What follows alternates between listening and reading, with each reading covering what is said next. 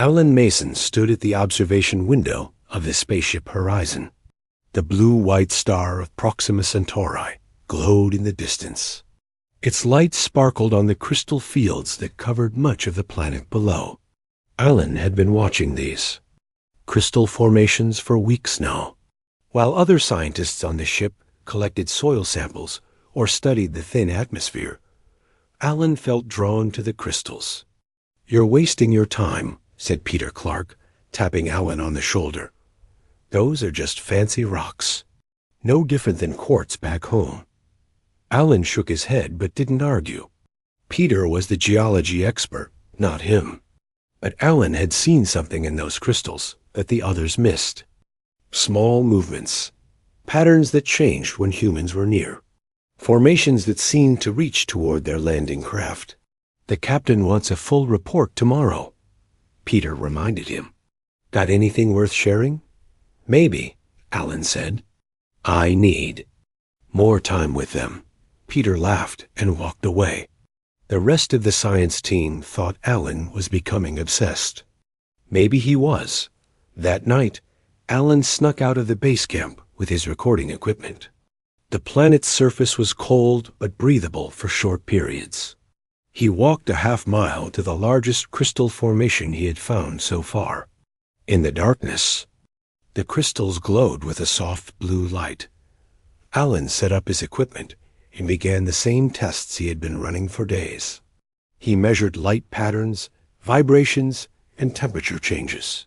He spoke to the crystals, asking simple questions and recording any changes in their glow or structure. "Hello again," he said to the largest crystal. It stood nearly as tall as him, with dozens of smaller formations clustered around its base. "I'm trying to understand you." To his surprise, the crystal's glow pulsed in a pattern he hadn't seen before. Alan checked his instruments. The vibration patterns had changed too. They now matched the sound waves of his voice almost perfectly. Alan's heart raced. He tried again. "Can you hear me? Can you understand?" The crystal pulsed again, the pattern more complex this time. Alan worked through the night, adjusting his translation software to convert the light pulses and vibrations into something meaningful. As dawn broke over the horizon, his computer beeped. "Translation possible," flashed on his screen. Alan typed, "Hello, my name is Alan Mason. I come from Earth." He sent the message through his equipment, which converted his words into light pulses and vibrations. The crystal formation glowed brightly, then dimmed, and pulsed in a complex pattern. His computer processed the response. "Hello, Alan Mason of Earth. I am." The translation wasn't perfect, but it was communication. Alan's hands shook as he typed. Again, "You are what? Who are you?" The response came faster this time. "I am one who speaks. Others sleep. I am ... No word exists in your language." Alan tried again. "Do you have a name I can call you?" The crystal pulsed slowly before responding. "Your sound vibrations cannot make my true name. Choose a word that pleases you." Alan thought for a moment. The crystal reminded him of the stars, of music, of beauty. "Can I call you Lyra? It's a constellation of stars from my world." "Lyra. Yes, I am Lyra to Alan Mason." Over the next few days, Alan returned to Lyra whenever he could. Their communication improved as his software learned to better translate between them. He learned that Lyra's people had lived on this planet for millions of years. They didn't build cities or machines. They didn't need to. They drew energy from the star and grew slowly over centuries. "We are not like you quick-moving beings," Lyra explained. "One of my thoughts might take a year in your time." "Then how?" "Are we talking so quickly?" Alan asked. "I have accelerated for you. It is tiring but worth the effort." Alan told Lyra about Earth, about humans and their history. He explained how the horizon had traveled for years to reach Proxima Centauri, looking for new worlds and new resources. Resources? Lyra's translation came through. What do you seek here? Minerals, mostly, Alan explained. New elements we can use for our technology. Lyra went dark for several minutes before responding. The crystals you seek. They are us. They are my people in different stages of growth. Alan felt sick. The mining operation planned to harvest tons of crystal formations. Are all the crystals on this planet alive like you? All have life. Not all have awakened to consciousness. Yet, I am among the eldest. The small ones are ... children. That night, Alan didn't sleep. He prepared his evidence carefully. Recordings of his conversations with Lyra, data showing the complex patterns in her responses, proof that the crystals were not just minerals, but an intelligent species. The next morning, he requested an emergency meeting with Susan Wright, the expedition commander. She listened without expression as Alan explained his discovery. So you're telling me these crystals are people? She said when he finished. Yes, Alan said firmly. They're intelligent. They communicate. They have a culture and history. We can't mine this planet. It would be like killing an entire civilization. Susan sighed and pressed a button on her desk. Dr. Carl, can you join us, please? The ship's psychologist entered a moment later. He smiled kindly at Alan. Commander Wright has been concerned about you, Dr. Carl said. She says you've been sleeping poorly and going out alone at night. That's not what this is about, Alan protested. Did you even look at my data? Susan nodded. I did. And what I see is a lonely scientist who's been away from home too long, projecting human qualities onto pretty rocks. They're not rocks. Alan stood up. Let me show you. Come with me to meet Lyra. Lyra? Dr. Carl raised his eyebrows. You've named one? She named herself. Alan insisted. Susan and Dr. Carl exchanged looks. Alan, Susan said gently, I think you need some rest. We're here to do a job. These crystals are worth billions back home. They could revolutionize our energy technology. But they're alive, Alan said, his voice dropping to a whisper. Dr. Carl will help you get some perspective, Susan said. Meanwhile, I'm removing you from fieldwork. Stay on the ship for a few days. As Alan was led away, he heard Susan give an order over her comm. Begin preparations for the first harvest. Southern Crystal Field. Tomorrow morning. That night, Alan broke the rules. He snuck out of his quarters and ran to Lyra's location. The blue light of her crystal form seemed dimmer than before. They don't believe me, he told her. They're going to start harvesting tomorrow. I don't know how to stop them. Lyra's response came slowly. We have faced extinction before. We have ... defenses. What kind of defenses? Alan asked. Can you hide? Move? We cannot move as you do, Lyra explained, but we can change. When? Threatened, my people enter a final form. A different state of being. Will that protect you? Lyra pulsed sadly. It will protect some, not all. But you should know, Alan Mason, our final form is deadly to your kind. When we change, we release spores that transform any life they touch. Transform how? Alan asked, into something between your kind and mine. Neither human nor crystal. Something new. Lyra's light dimmed further. You should leave this world, Alan Mason. When we change, we cannot control who we harm. Alan touched the cool surface of Lyra's crystal. I won't leave you. And I won't let them destroy your people. There has to be another way. As he walked back to the ship under the alien stars, Alan knew he was caught between two worlds, but he had made his choice. Whatever Lyra's final form might be, he would stand by her side. Alan barely slept that night. He kept thinking about what Lyra had told him. Her people could change into a form that was deadly to humans. But the mining operation was set to begin in just a few hours. He had to do something.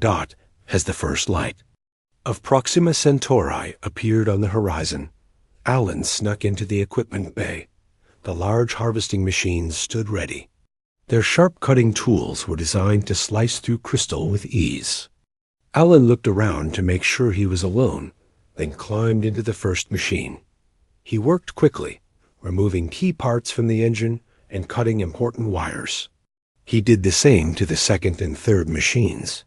It wouldn't stop the harvest forever, but it might buy him time to convince others that the crystals were alive.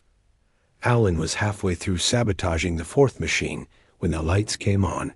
He froze. "What are you doing, Mason?" It was Frank Jones, head of security for the Horizon. Alan stood up slowly, hands raised.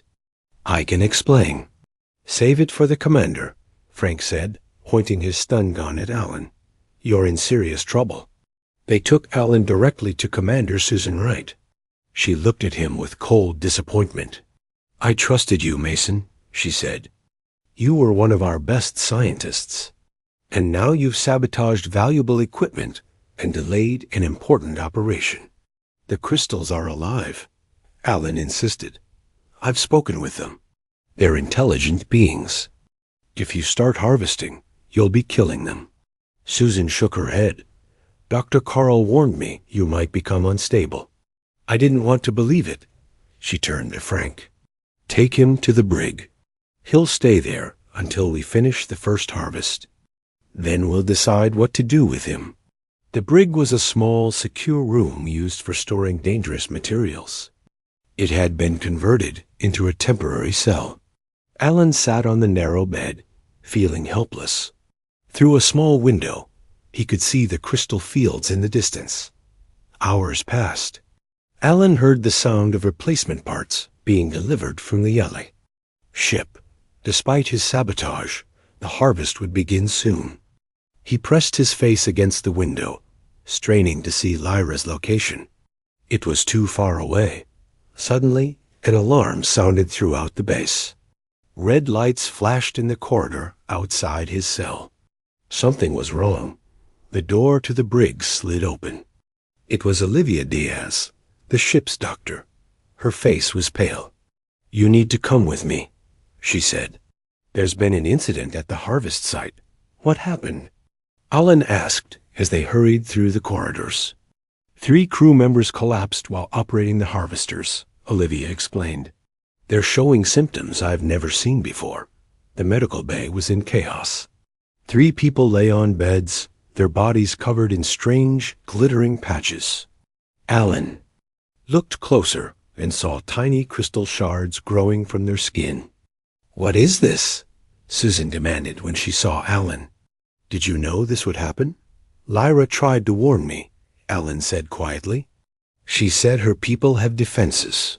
When threatened, they change into a final form that releases spores."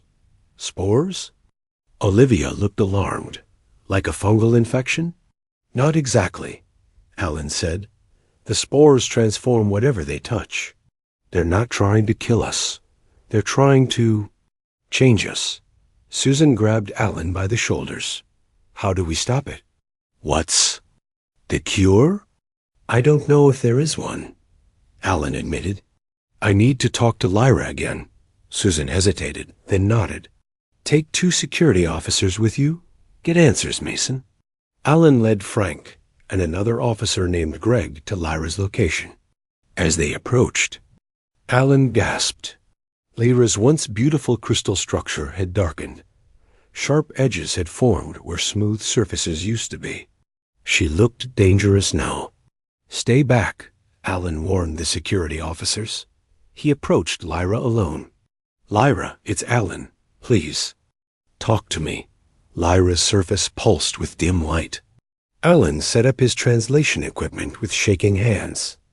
"Alan Mason," came the translation. "You should not have returned. People are getting sick," Alan said. "Your spores are infecting them. We need to know how to stop it." "It cannot be stopped," Lyra replied. "The change has begun. It is our oldest defense from times when other beings tried to destroy us." But we didn't know, Alan pleaded.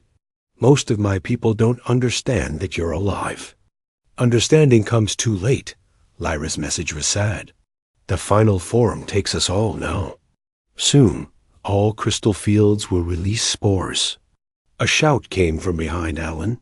He turned to see Greg on his knees. Tiny crystals were forming on his exposed hands and face. Frank backed away in horror. It's spreading, Frank yelled. We need to get back to the ship.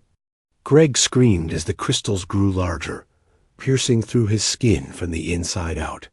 Alan tried to help him, but Frank pulled him away. Leave him. We have to warn the others. They ran back to the base, leaving Greg behind. When they arrived, they found more people showing signs of infection. Shimmering patches covered their skin. Some stood completely still, as if listening to something no one else could hear. Quarantine protocols, Susan ordered. No one leaves this base until we figure out what's happening. The next few days were a nightmare.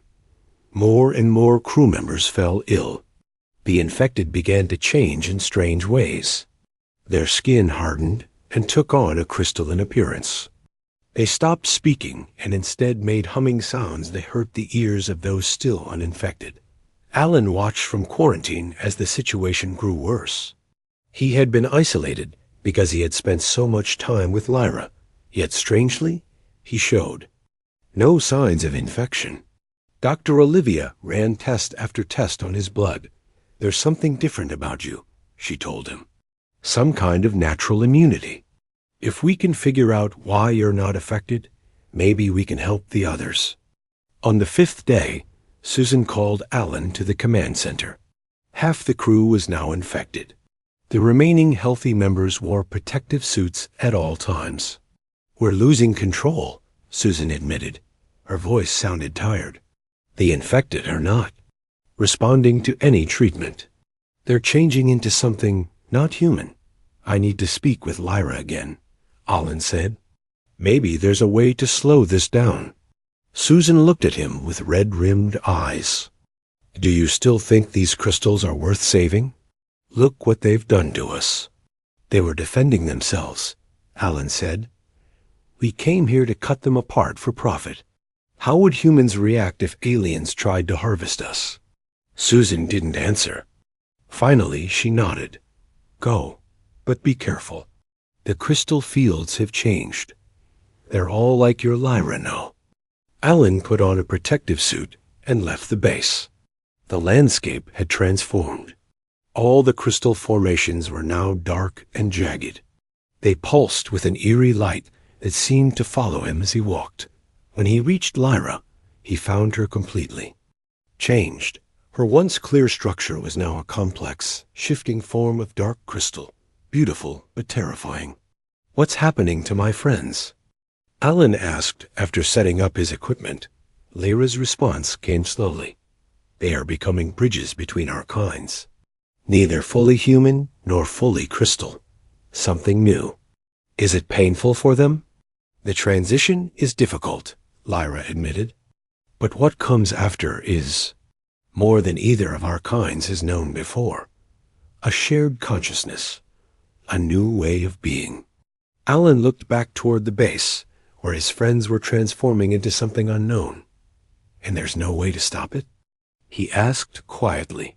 Only death stops the change once begun, Lyra replied. But why would you want to stop evolution, Alan Mason? Your people might become something greater than they were. Alan wasn't sure what to say to that.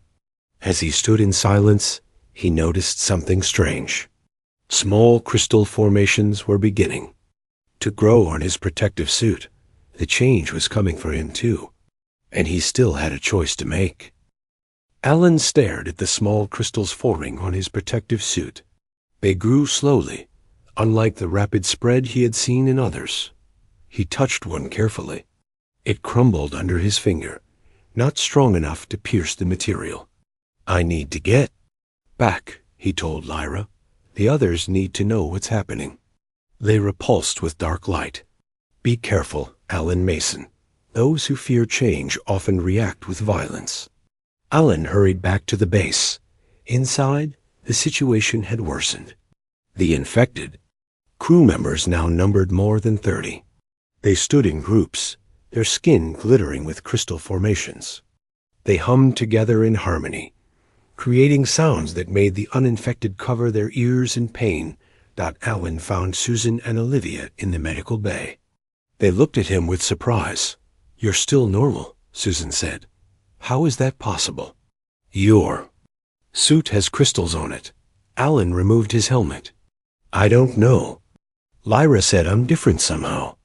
Olivia took a blood sample from Alan. "I'm going to compare this to your earlier samples. Maybe we can find what protects you." Susan pulled Alan aside. "We need to discuss evacuation. Half the crew is infected. Now, we can't control them, and we can't cure them." "What about the infected?" Alan asked. "We can't just leave them here." Susan's face hardened. "They aren't human anymore, Mason. Whatever they're becoming, they're not our people now." "That's not true," Alan argued. "Greg still recognized me when I saw him out there. They still have their memories, their personalities." "And what happens when they fully transform? When they're more crystal than human?" Susan shook her head. "We need to think about saving those who are still uninfected." Olivia called them over to her computer. "I found something in Alan's blood. There's a protein structure I've never seen before. It seems to bind with the crystal spores and neutralize them. Can you use it to make a cure?" Susan asked hopefully. Olivia frowned. "I don't know. It would take time to synthesize it, and even then, I'm not sure it would reverse the changes that have already happened." An alarm blared through the base. Frank's voice came over the comm system. "The infected are gathering. In the main hall, they're trying to access the ship controls." Susan grabbed her weapon. "We need to stop them. They might be trying to spread this infection back to Earth." Alan ran after Susan, trying to reason with her. "Wait, let me talk to them first. Violence won't solve this." The main hall was filled with infected crew members.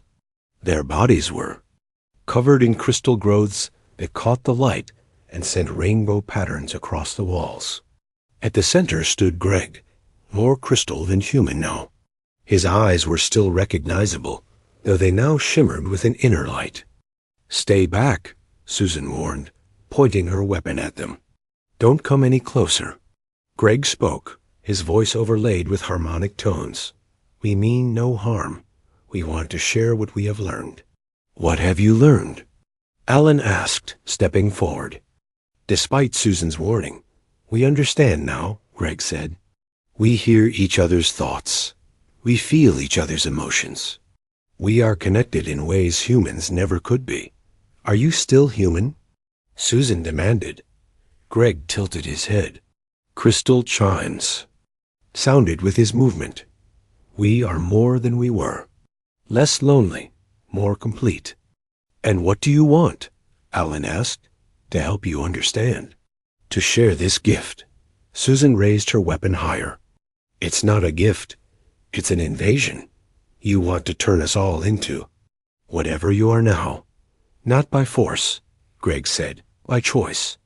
Those who wish to remain as they are may leave, but know that you will be missing something wonderful." Susan didn't lower her weapon. "How can we trust you? How do we know this isn't the crystals controlling you, making you say these things?" "I am still Greg," he said simply.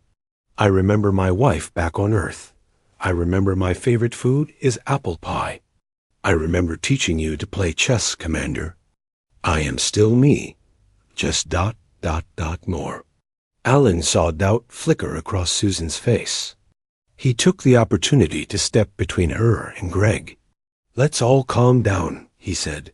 "No one needs to get hurt. We need time to understand what's happening." Susan slowly lowered her weapon. 24 hours.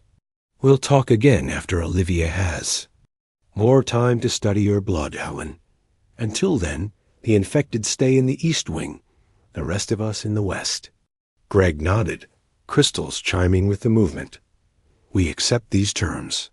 In the lab, Olivia worked tirelessly on Alan's blood samples. Alan watched her through the glass window of the clean room. "Any progress?" he asked through the intercom. "Some," she replied without looking up. "Your immunity is fascinating. The protein in your blood doesn't just block the spores, it communicates with them. It's like your body can talk to the crystals on a cellular level." Could that be why Lyra and I could communicate so easily? Alan wondered. Possibly. Olivia finally looked up.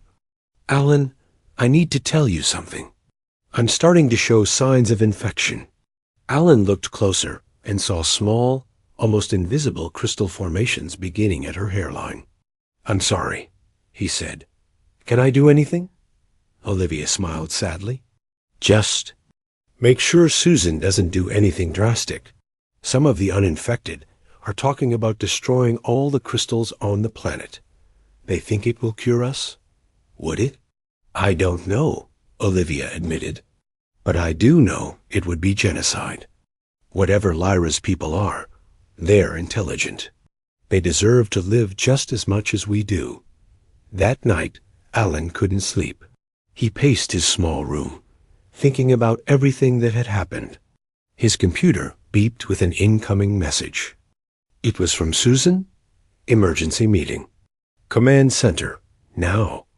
Alan found Susan with Frank and the 5 other senior officers who remained uninfected. Their faces were grim. "We've made a decision," Susan said. "We're leaving tomorrow. The uninfected will take the ship and return to Earth." "What about the others?" Alan asked, though he already knew the answer. "They stay here," Frank said firmly. "We can't risk bringing this infection to Earth." "And the crystals?" Alan asked. "What about them?" Susan wouldn't meet his eyes. "We can't leave this threat intact. Once we're in orbit, we'll launch missiles at the largest crystal formations. We have to eliminate the source." "That's murder," Alan said. "You're talking about killing an entire species, plus our own people who have been transformed." "We're talking about protecting Earth," Susan countered. "What happens if this spreads? What happens if all of humanity is transformed?" Alan thought about what Greg had said, about being less lonely, more connected. Was that really such a bad thing? But he also understood Susan's fear. Change was scary, especially change this profound. "There has to be another way," he said. "Let me talk to Lyra one more time. Maybe she knows a way to control the spread. To limit it somehow." Susan hesitated, then nodded. "One last chance, Mason. But we leave at dawn, with or without you." As Alan left the command center, he noticed something strange. Small crystal formations were growing on the walls of the corridor. The infection was spreading to the base itself. Time was running out for everyone. Alan moved quickly through the base, noticing more crystal formations growing on the walls with each passing minute. He needed to reach Lyra before Susan's plan went into action. As he put on his protective suit, he saw Olivia approach. The crystal growth on her face had spread, now covering most of her forehead and one cheek. "I'm coming with you," she said. "Are you sure? The transformation is happening faster in you than the others." Olivia nodded. "That's why I need to go. I want to understand what I'm becoming before it's too late." They left the base together. Outside, the landscape had changed dramatically. The crystal formations had grown larger and darker. They pulsed with strange light that seemed to follow their movements. The air was filled with tiny crystal particles that sparkled in the light of Proxima Centauri. "Cover your face," Alan warned Olivia. "The spores are everywhere now." "It doesn't matter for me," she replied calmly. "The process has already started. I can feel them inside me, changing me cell by cell." "Does it hurt?" Alan asked. "No, it feels strange, like I'm becoming more aware of everything around me." Olivia stopped walking and closed her eyes. "I can feel the other transformed crew members. their thoughts, their feelings. It's like they're inside my head. Can you feel Lyra too? Olivia. Concentrated. Yes, I think so. There's a presence that feels older, deeper. Is that her? Alan nodded. Can you communicate with her? Ask her if there's a way to stop Susan's plan? Olivia stood still for several minutes, her face peaceful despite the crystals growing on her skin. Finally, she opened her eyes. Lyra says, "We need to hurry. She wants to show us something." They continued toward Lyra's location. When they arrived, Alan gasped. Lyra had transformed completely. Her crystal structure now formed a complex pattern that seemed to shift and change even as he watched. Dark blues and purples swirled within her form. She was both beautiful and terrifying. Alan set up his translation equipment, but Olivia placed a hand on his arm. "We don't need that anymore," she said. I can hear her clearly now. What is she saying? Olivia's eyes seemed to look beyond him. She says that what's happening was not planned. Her people only wanted to defend themselves. The transformation was meant to be limited, controllable. But something in our biology made it spread faster than expected. Can it be stopped? Not completely, but it can be directed. Olivia touched the crystals on her face. The protein in your blood does more than protect you. It could help control the transformation in others. Alan thought about Susan's plan to destroy the crystals. We need to convince Susan not to launch those missiles. We need more time to understand what's happening. There's something else, Olivia said, her voice changing slightly. Lyra wants to show us what the full transformation looks like, what we will all become if the process completes. The ground beneath them began to glow. A section of crystal nearby shifted and changed, forming a doorway into the earth. Olivia walked toward it without hesitation. Alan followed nervously. Inside was a chamber filled with light. Crystal formations lined the walls, ceiling, and floor. They pulsed with patterns that seemed to form images, stars, planets, and strange landscapes Alan didn't recognize. In the center stood a figure. At first, Alan thought it was another crystal formation. Then he realized it was moving. It had a humanoid shape, but was made entirely of crystal. Light flowed through its body in complex patterns. When it turned toward them, Alan saw that its face was smooth with no features, except for two glowing points where eyes would be.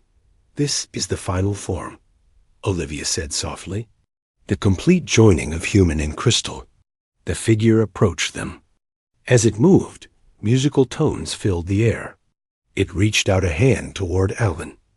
He hesitated, then touched it. A flood of images and feelings washed over him. He saw the history of Lyra's people, stretching back millions of years. He felt their joy, their pain, their deep connection to each other and to the universe itself. When the contact broke, Alan stumbled backward, overwhelmed. That was ... He couldn't find words. Beautiful, Olivia finished for him. That's what we're becoming, Alan. Not monsters. Something more. Alan's mind raced. He needed to stop Susan, to make her understand. We have to go back. The ship leaves at dawn. As they hurried back to the base, Alan noticed that Olivia moved differently now. Her steps were lighter, almost graceful. The crystals on her face caught the light and broke it into rainbows. The base was in chaos when they arrived. The division between infected and uninfected had broken down. Crystal growths covered more than half the structure now. Susan and the remaining uninfected crew were gathered near the landing pad, preparing the ship for departure. "Susan," Alan called as they approached. "You need to see this before you go." Susan turned, her face hard with determination. When she saw Olivia, her eyes widened. "What happened to her?" "I'm still me," Olivia said. "But I'm changing. We all are. And it's not what you think." "We've seen the final form," Alan explained. We've communicated with it. This transformation isn't destroying humanity. It's creating something new, something that could bridge the gap between our species. Susan shook her head. Look around you, Mason. This place is being consumed. Earth would be next. Not if we can control it, Alan argued. The protein in my blood, Olivia thinks it could regulate the transformation. Make it voluntary instead of invasive. It's too late for theories, Susan said. We're leaving now. Suddenly, Greg and the other transformed crew members emerged from the base. They moved in perfect unison, their crystalline bodies glittering in the morning light. The musical tones of their movement filled the air. Please listen, Greg said, his voice harmonizing with the others. What's happening here is not destruction. It's evolution. Susan raised her weapon. Stay back. Alan stepped between them. No. One needs to die today. There's another way. As he spoke, he felt a strange sensation in his body. The protein that had protected him was changing, adapting. He could feel the crystal spores around him responding to it, becoming dormant, waiting. My blood, he said with sudden understanding, it doesn't just protect me. It can control the transformation. Olivia nodded, the crystals on her face chiming softly. That's what Lyra was trying to tell us. You're the bridge, Alan, not just between our people and hers, but between what we were and what we could become. Alan turned, too. Susan, give me a chance to prove it. One day, if I can show you that the transformation can be controlled, will you call off the attack? Susan looked at the transformed crew members, at the crystal-covered base, at the alien landscape beyond.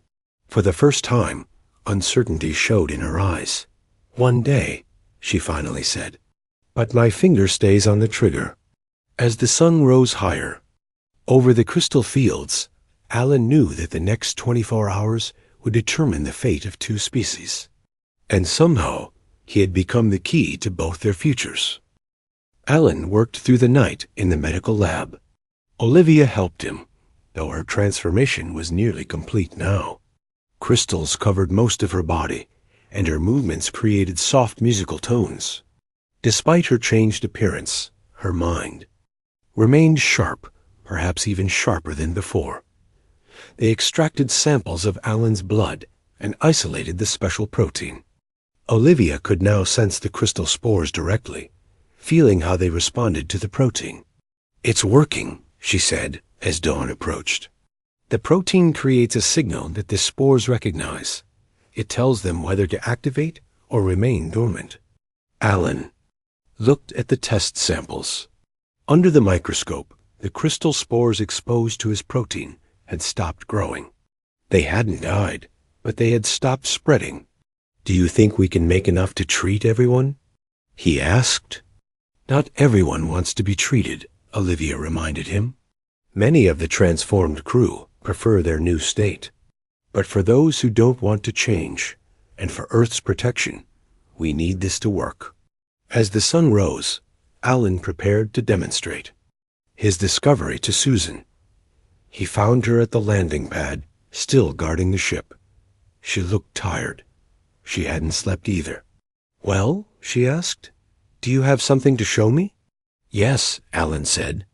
We've isolated the protein in my blood that controls the transformation. We believe it can be synthesized and used to stop the spread of the crystals. Susan looked skeptical. Prove it. Alan nodded to Olivia, who approached with a small container. Inside was a crystal formation growing on a piece of the base's wall. Susan stepped back instinctively. It's safe, Alan assured her. Watch. He took a dropper filled with the isolated protein solution and placed a single drop on the crystal. Immediately, the growth stopped spreading. The crystal didn't disappear, but it stopped expanding. This could protect Earth, Alan explained. We could create a treatment that would prevent the transformation in those who don't want it, and those who are already transformed. Susan asked, looking at Olivia. The change can't be reversed once it's complete, Olivia said. But we've chosen this freely. We want to remain as we are. Susan frowned. You say that, but how do I know? It's really you speaking, and not the crystals controlling you. Olivia smiled, her crystalline face catching the light. Ask me anything that only I would know. Susan thought for a moment. The night before we left Earth, what did you tell me about your daughter? I said I was scared I'd never see her graduate, Olivia replied without hesitation. And you promised me we'd be back in time, even if you had to fly the ship yourself. Susan's expression softened slightly. That sounds like you. But this is still too dangerous. These crystals have changed you too much. Changed, yes. Destroyed, no.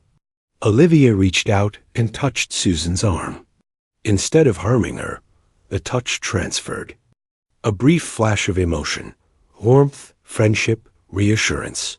Susan gasped and pulled away. What was that? A glimpse of what we experience now, Olivia explained. Direct emotional connection. We don't just talk about our feelings. We share them. Alan stepped forward.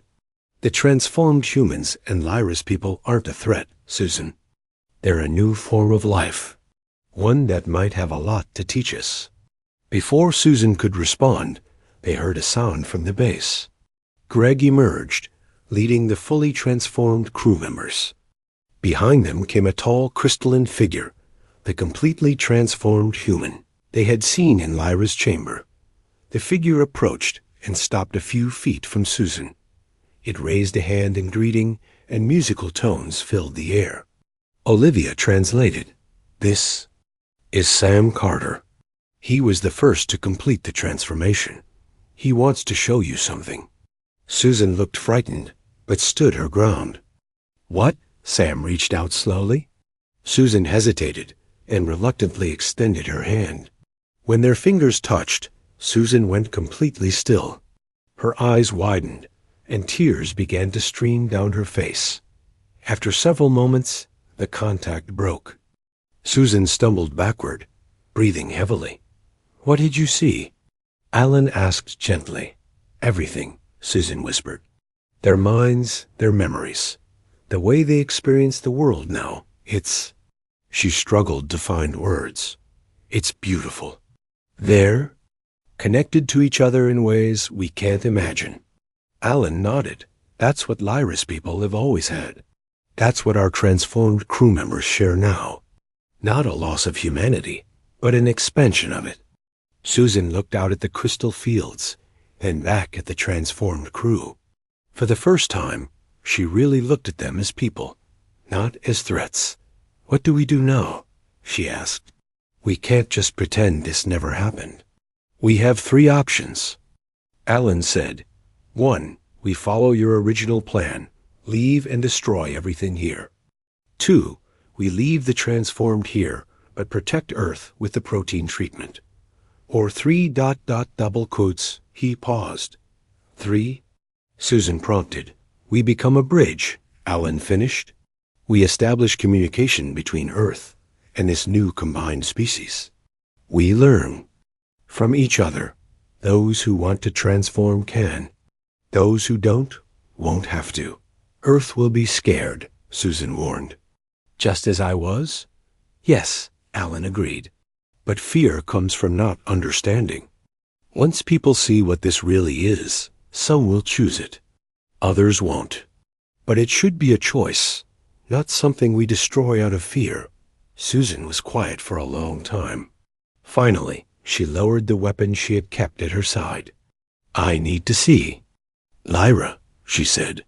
I need to understand directly from her what this means for both our species. Alan smiled. She'd be glad to meet you. As they walked toward the crystal fields, Alan noticed that the small crystal formations on his own hands no longer bothered him. He had spent so much time fearing what Lyra's final form might mean that he had almost missed the wonder of it. 6 months later, the horizon remained in orbit around Proxima Centauri b. Earth had been cautious, but curious about their discoveries.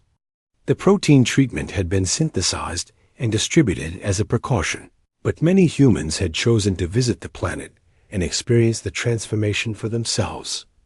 Alan stood at the edge of the crystal fields, watching as a new group of visitors from Earth met with the transformed humans and Lyra's people.